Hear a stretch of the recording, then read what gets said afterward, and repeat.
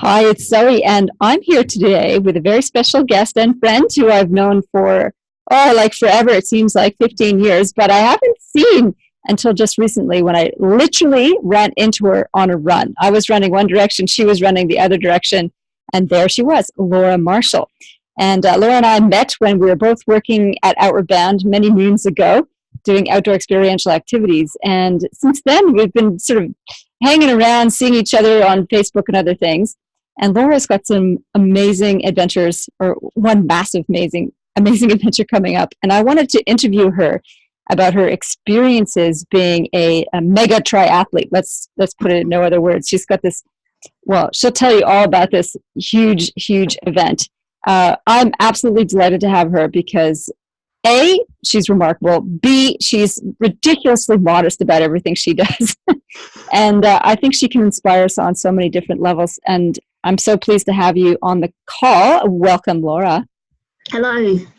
Hi, Zoe. Well, Laura, apart from being an outdoor experiential educator, after she left Outward Bound, she went back into or started as a teacher. Were you a teacher before you went to Outward Bound? I can't remember. No, I wasn't. So, yeah, I finished Outward Bound and kind of did a whole, I did a big bike trip to do a bit of soul searching to work out what my next step was. And I realised education was a big part of who I am. So, I decided teaching was the next step, but I needed to go back to uni to make that happen. Okay, so you went back to uni. We'll talk about a little bit of a bike trip in a moment. So Laura does nothing by halves, and this little bike trip was basically cycling across America, by the way, but we'll get back to that. Let's talk about the adventure that's about to kick off. You're heading to the UK tomorrow. Tell us about the triathlon that you're doing there. Yeah, so it's called the Enduroman Arch to Arc. So it goes from Marble Arch in London, and you run to Dover, which is 140 kilometres. And then from Dover, you swim the English Channel to Calais, which, if I go in a straight line, is 33 kilometres. And then you hop on your bike and ride Calais to Paris and finish at the Arc de Triomphe. And that's just under 300 kilometres. Okay. Like, I think if you're listening to that, it's like, what the hell? You run a couple of marathons, like over 3 marathons before you get to the English Channel. You swim the English Channel, then you ride a bloody long way on a bike. What the hell? And there's not many people who have done this or try it. So what are the stats around? How many people are having a go this year? It's about 12 people, I think, this year that are having a go. So between June and October, they have about 2 people a month that do it. Overall, since it began, there's 34, I think, that have finished it. There's like a 50% chance of actually completing it. And there's been 9 women overall that have finished. All right. And you're hoping to be one of the amazing people who actually completed, obviously. Yes. Yeah, that's the plan. Yeah, I just want to finish it. Okay. So let's rewind a little bit, right? So this is a major adventure. You don't just sort of wake up one day and decide to go for like an Uber triathlon like that. When did you actually start doing these kind of events? Like when I knew you, you started running marathons as well. So I was running a couple marathons, and I knew that you started running marathons too.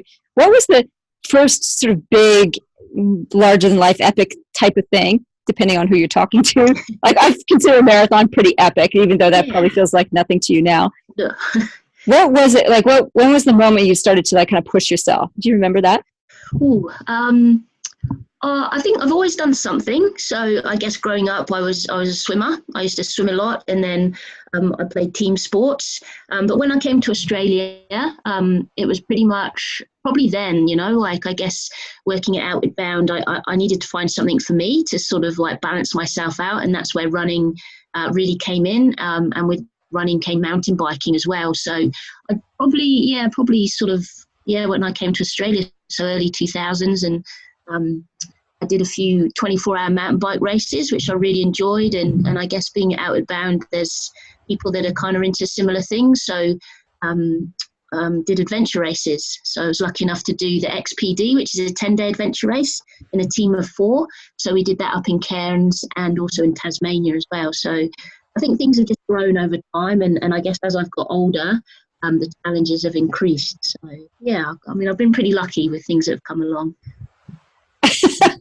lucky is one word, very crazy might be another.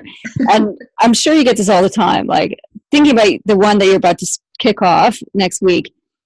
Why? Like people want to know why the hell would you push your body to the brink like that? Because it does require a ton of training, and then be on during the actual event. Like it really does test the limit. So what is it about that kind of experience that you would keep stumping up? Yeah, the challenge is just the challenge, and for me, I love exercising. Like it makes me feel whole, I suppose. And up until even now, it's still a coping mechanism, I suppose. Like I guess suffering from depression, running was a real meditative thing for me, and just helped me stay balanced. And then just if I keep pushing myself and going and going and going, I guess that's just how I cope, I suppose. And it's just increased. And I suppose once I started sharing it all with people, it sort of just became a thing, and it's kind of just what I do. It's just who I am, I suppose. So yeah, it's just the challenge. It's the challenge. And I think challenges like that are really kind of addictive. It's the dopamine hit when we strive for something big and complete it. You get that very, very much an inner reward. And your training is so huge that even the training itself is an accomplishment, right? Yeah, definitely. I was talking to a friend the other day, and she was saying, it's just even to comprehend that you can go and do something like that, even though you haven't done it, just to think that you can, and all the effort that's been put into it already. But it's just I suppose it's being focused and being persistent and consistent. And I think when you know your why, then the how just happens, So yeah, I think I don't know. I guess it's just what I do. Well, it's become a major part of your lifestyle, that's for sure. And your why is about it. It's the addiction to the challenge, and it's a mental health process for you. And I know the mental health issue is a big thing for you, because are you supporting Beyond Blue through this adventure as well? Tell me about your relationship with that organization.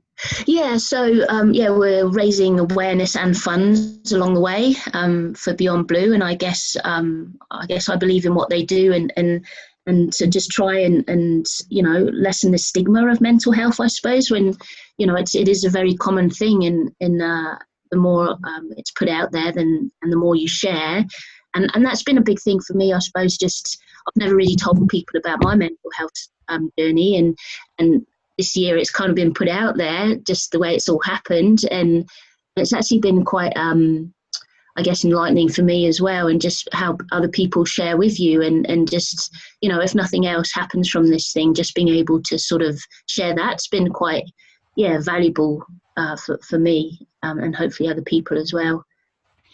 Absolutely. And I think when people talk about what happens when they get it and how they deal with it and what supportive mechanisms they have, like you have exercise to help process whatever's going on for you biochemically and in your emotional state. It helps other people normalize it and know that there's techniques and ways of coping and getting through it, which I think is really helpful, because it's such a lonely condition. It's not one that makes you want to reach out to people often. Yeah, and the bizarre thing is that so many people have some degree of depression or anxiety or stress, but because you can't see it, people tend to shy away from it and don't necessarily believe it's a real thing. Yeah, because you can't see it, touch it, or measure it necessarily. Yeah, exactly. Yeah. So tell me about, because I'm curious about this, and I'm sure people listening will.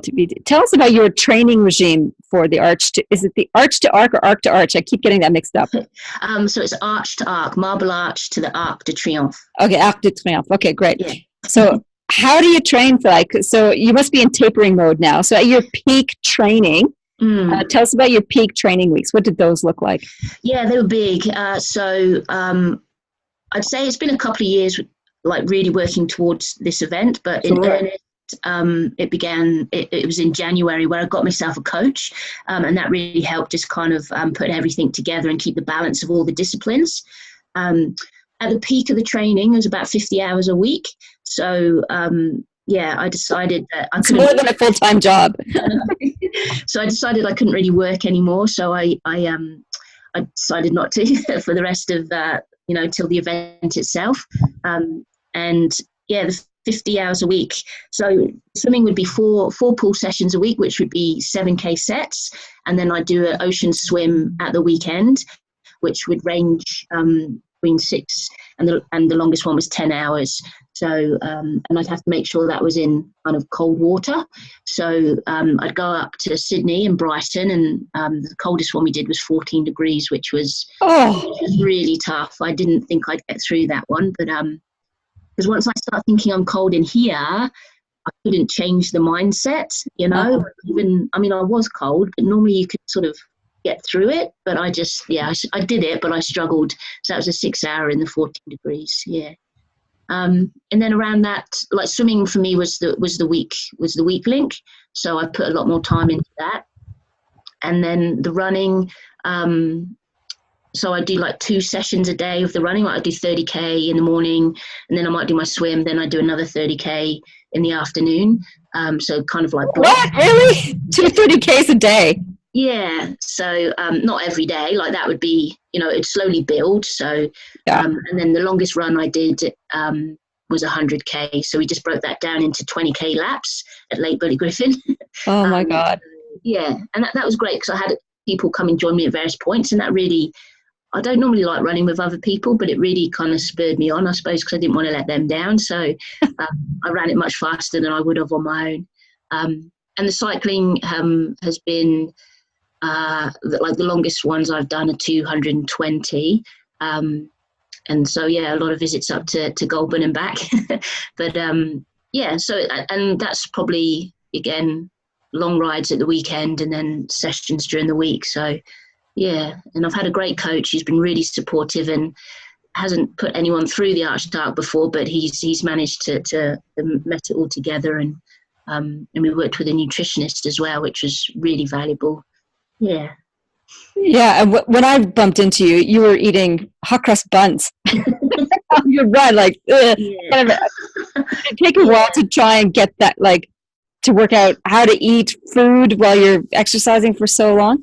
Yeah, it does take a while, but I've found, more wholesome food is better. So things like roast potatoes, like whole potatoes have been good, or mashed potatoes with soup.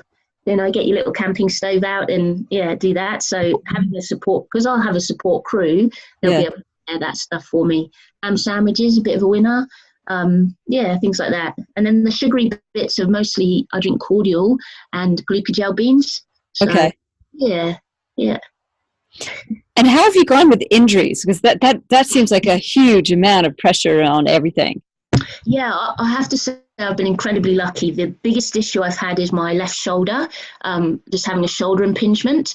But I've been seeing a great physio, who again has just been amazingly supportive and just lets me come along and do Pilates there. So she's written out a little kind of workout for me with Pilates, and I go twice a week, and that's really helped kind of keep that at bay.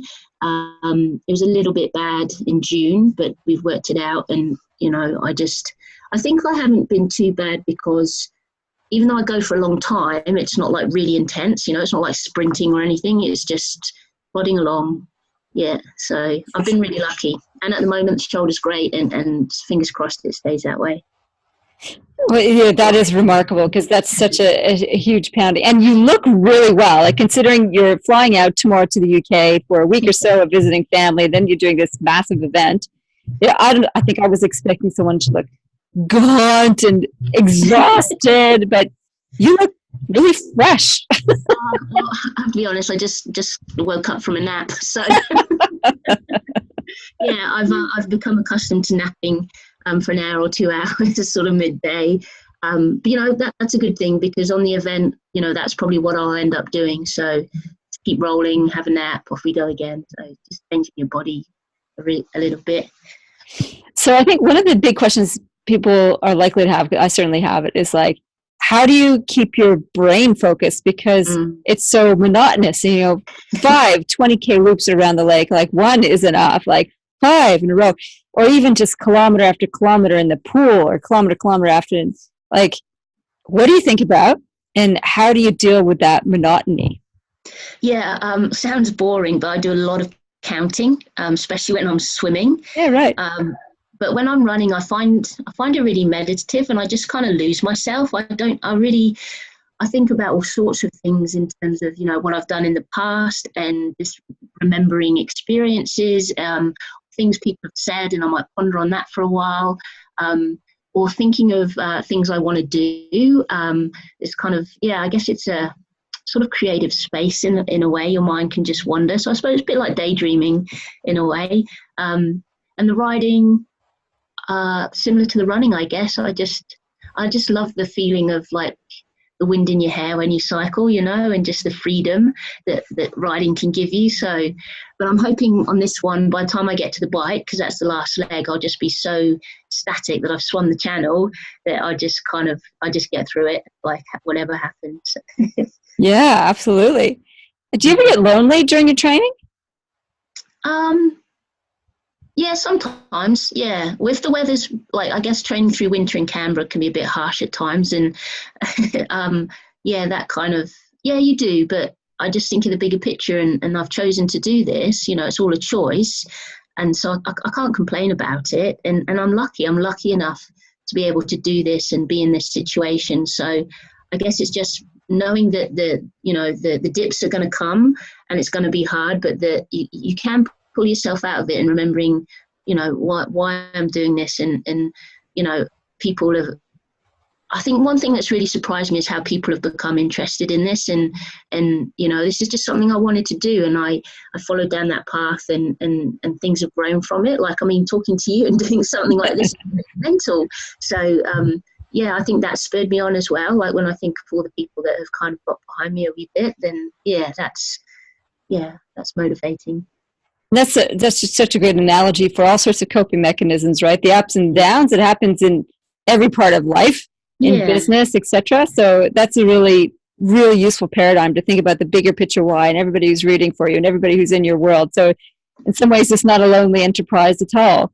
Yeah, that's it. Yeah. I think, like, you got to have some physical ability for sure, but this event, I think, is all about mindset, and it's just thinking of having keywords to sort of like for the swim, like thinking, okay, rotation, I've got to rotate my body, stretching the arms out, propulsion, like just thinking of all those things at different times. And, I'll ponder on that one word for like half an hour. So time goes. Propulsion. Yeah, I get that. Sure. So have you thought about after the event? So we don't know what's going to happen. We obviously want you to finish it, because that's the good news story. It's possible you don't, for whatever reason, like there could be weird animals that come up and munch on you during the channel race. I don't know what those might be, or whatever. Like, stuff could happen. Regardless of whether you complete it as planned or it don't, what about afterwards? Have you thought about the post-event? What happens then? A little bit. I suppose, like, you visualize a little bit of the event, and then afterwards I just imagine being in Paris and eating. But, I guess I try not to dwell too much on the uncontrollables. So, I mean, the weather's the big factor. It'd be devastating if I didn't, get to finish it, but there'd be a reason, and I'm hoping that reason just isn't like from me, like because I can't. So, yeah, I think it would just be sad, but there's always another year, I suppose. So, I mean, at the moment, there's an Australian guy whose window is now, but because of the storm in America, Florence, it's really affecting the ocean, and so there's like 50-mile-an-hour winds at the moment, so he can't swim the channel, and they say not until like the 22nd, and his window ends on the 23rd of September. So it's just like, it's just, you just don't know, and he's trying to break the men's record. So he put in so much time and effort, and yet he might not even get to start. So it's, I guess that's all. It's all part of the adventure, I guess, is the environmental factors, but. Absolutely. So just explain that a little bit. There's a bunch of racers, and not everybody starts at once. You get given a window where you can start and and do the channel, or do the whole race? Or tell us about that. Yeah, so you do the event on your own. So it's you, your support crew, and you have an official alongside you. And they give you, I think it's like 8-day slots. So I'm 29th of September to 8th of October. And they'll say, okay, at 3rd of October at 4 a.m., the tide and weather is perfect for your swim. And then you work out, all right, well, I need 20 hours for the run, 6 hours for food and a bit of rest, and then I would start my swim. So you work back. So it's not really an actual start date set yet. It just depends on the tides and the weather. Well, this other fellow has a different window. Yeah, so you all get different windows. Yeah. Okay, and that's so they can manage the athletes separately. Yeah, I think so, because I guess there's not too many officials floating around, and also right. having a boat and pilot and stuff as well. They have to organise for you. So yeah. Okay, so let's fast forward. Let's say you complete the race. Woohoo! You eat your face off through Paris and have a great time. Are you thinking about the next race? Has that even come up? Or well, it's funny you should ask. Yeah, it has. Like a few people have asked what's next, and I've got a few thoughts in mind, but it wouldn't be for a little while, I guess. It's very much a team effort, this event. Like I get to do the fun bit of swimming, running, and riding, but my partner's been amazing in terms of the logistics and coordination of everything. So I think, a bit of time will be spent on fulfilling their dreams. So that'll be the next thing. But I'm going to keep doing stuff. I really enjoy Parkrun, and I've missed doing that. So I'd love to get back into Parkrun. But like doing a 5K run on the weekends. Yeah. Does that seem ridiculous after you're good about to run 144K or do a 100K run? I missed the 5K run. It's like I miss like blinking. But it's such a lovely. I just love the environment of Parkrun, and it's a challenge because you kind of try to go fast, and yeah, so I like that. But yeah, there's a bike event I'd love to do in America called it's the Continental Divide Race. So you go from Antelope Wells in New Mexico up to Banff in Canada, and that's a race up the divide on a mountain bike. So that sounds pretty cool.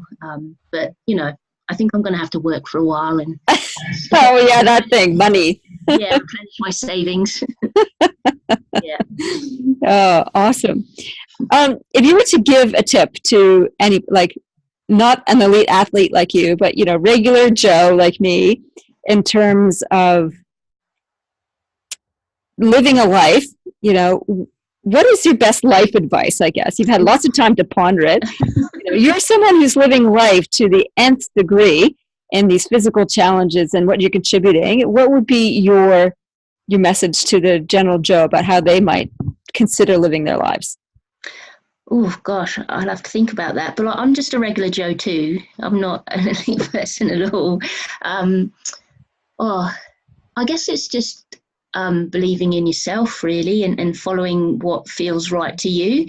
I guess I've been lucky in that I've had supportive family who have let me sort of have all the adventures I've been lucky to have, and just so it's just believing in yourself. And for something like this, it's just being persistent and consistent. That seems to be my little saying at the moment to get through. So I think that just believing in yourself. Awesome. So if people want to follow along and check your journey out, what's your website that you have? So we've got a website going, which is where you'll be able to track how slow I'm moving. So they put a spot tracker on you so you can follow the dot. Awesome. So it's Laura Marshall, A2A.com. Okay. A2A, like the number 2 and .com? Yeah. Okay. And you also have a Facebook page, right? Yes. I'll find that and I'll post I'll link both of those in the show notes. Okay. And those will be at zoerath.com/podcast/Laura. Thank you, Zoe. Yeah, no, that's going to be awesome. And so the 29th of September is your kickoff, and we will be monitoring that spot and cheering you on from the distant climes of Australia while you tackle this amazing adventure. Thank you. Laura, thank you for sharing your amazingness and awesome sauce with us all, and we wish you so much good luck, and may the weather be with you, and the force too, and may the force be with you too. Thanks, Zoe. I really appreciate it. That's great.